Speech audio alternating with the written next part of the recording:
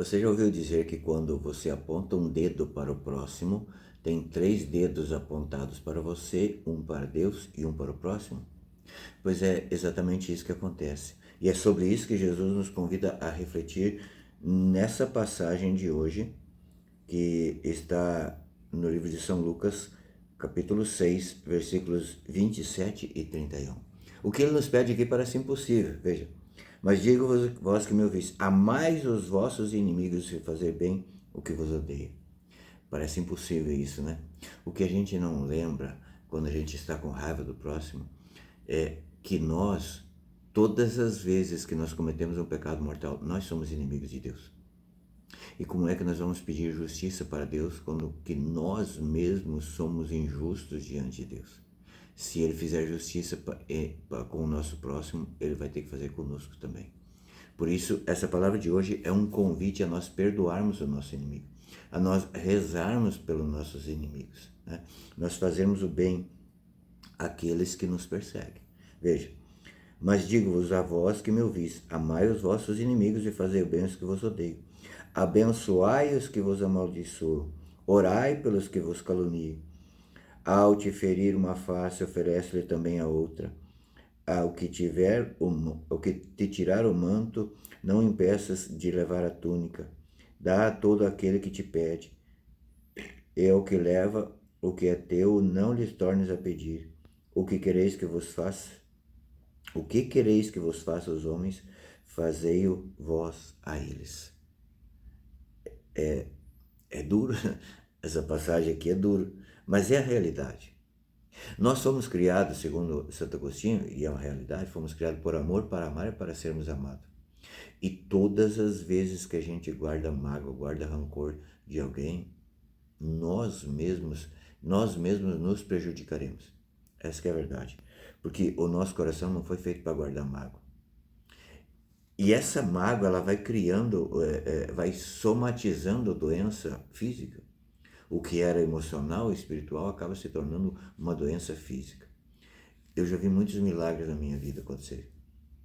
Mas durante o meu ministério, o maior milagre que eu já pude presenciar e que eu presencio com certa frequência é nesses retiros, nesses acampamentos, quando uma pessoa perdoa a outra.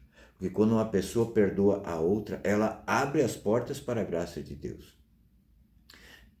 Essa falta de perdão é como se a gente fosse na chuva como um guarda-chuva. A gente quer se molhar, a gente precisa tomar banho. Faz meses, anos, às vezes, que a gente não se molha e o nosso corpo está sedento por aquela água, mas nós estamos com guarda-chuva, então a gente não se molha. É triste, mas é a realidade. E esse é o convite que Jesus nos faz nesse dia de hoje, para amar, para perdoar o próximo. Por quê? Por amor à alma do próximo. Sim, porque se nós tivermos amor à alma do próximo, nós também teremos amor à nossa alma. Porque ninguém se salva sozinho. Essa que é a grande realidade. Eu aprendi com o saudoso Padre Léo que o único lugar onde a gente pode ir sozinho é no inferno. E eu creio que nem eu e nem você queremos ir para o inferno. Então São João Crisóstomo vai dizer assim: quem golpeia a própria alma é digno de lágrimas e choro, não de maldição. Nada com efeito é mais abominável que uma alma maldicente, nem mais imundo do que uma língua que profere maldições. És homem, não destiles o veneno das cobras, nem te convertas em besta. Foi-te dado uma boca, não para morderes, mas para sarares as feridas dos outros. Quantas vezes, né, uma mágoa, um sentimento ruim de anos, acaba assim, não, olha, me perdoe. Olha, cara, eu fui moleque, sabe? E por que é tão difícil a gente falar isso? Porque é uma força espiritual muito grande lutando contra isso. Lutando contra isso. Olha a parábola do filho pródigo, quanto que ele foi ensaiando e teve que ir no fundo da lama mesmo dos porcos para poder se arrepender. E então ele veio ensaiando o caminho todo. Pai, pequei contra ti e contra o céu, para poder falar. E tudo morreu no abraço da paz. Nós somos como aquele servo cruel que devia, eu não lembro agora em números aqui, mas eu fiz uma conta uma vez, era coisa de 50 toneladas de ouro, mais ou menos, para o patrão. O patrão cobrou ele e, como ele não tinha com que pagar, mandou ele para a cadeia e ele se humilhou na presença do patrão, o patrão perdoou. E aí depois ele sai dali e encontra um colega dele que devia apenas 100 denários a ele. E ele não teve a coragem de perdoar. Sabe, nós somos assim. 100 denários seria 100 diárias de um trabalhador, contra 50 toneladas de ouro.